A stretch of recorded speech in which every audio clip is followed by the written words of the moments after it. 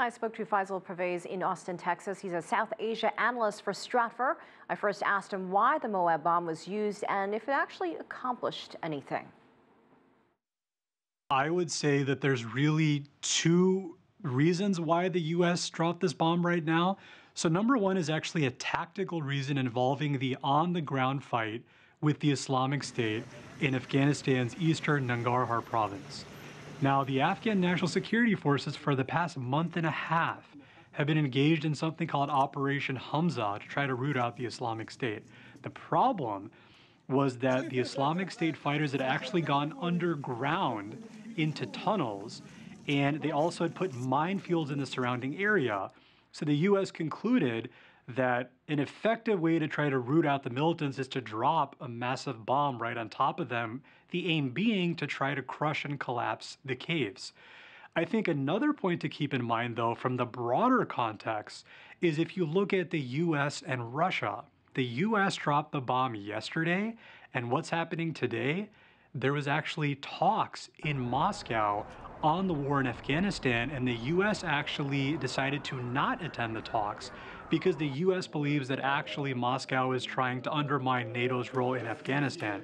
So I think another way to look at this is the U.S. is also sending a signal that we are still very much engaged in Afghanistan, and we are here to win in Afghanistan. So this is the first time this type of bomb has been launched, and the U.S. drops it less than 100 days into Trump's presidency. Let's just get your thoughts on that. So I think that if there are two words that describe Trump's philosophy, they are think big.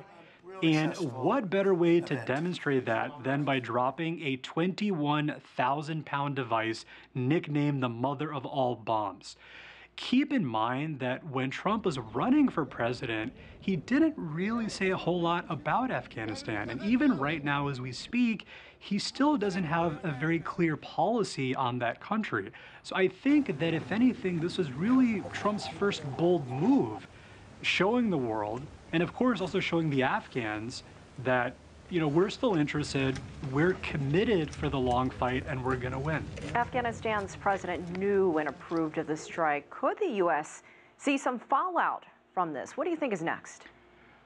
Oh, absolutely. I think that even though the caliber and the impact of a weapon such as this is no doubt impressive, I think that in the scheme of things, in the arc of this long-running insurgency, I'm not sure if it's going to mark a turning point, because let's also keep in mind that April is traditionally the month when the Taliban launched their spring offensive. Now, yes, it's true that this particular strike was not targeting the Taliban, but at the same time, part of what makes the Afghan militant landscape complex is that you have multiple groups fighting. Certainly the biggest and most potent group is the Taliban, but you also have the Islamic State, and they're also going to ratchet up their own attacks as well. So certainly you are going to see continuing attacks.